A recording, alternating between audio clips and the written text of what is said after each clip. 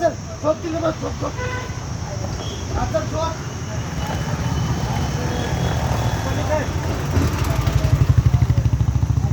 काय सर कर काय सर कर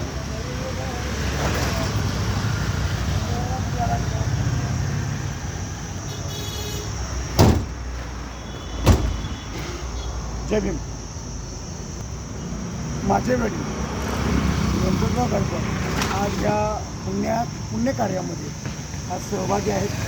आजपर्यंत ते फक्त काम ऐकून होते, लोकांकडनं सांगायचे आणि सोशल मीडियावरती गावाकडे असताना ते फक्त बघायचे.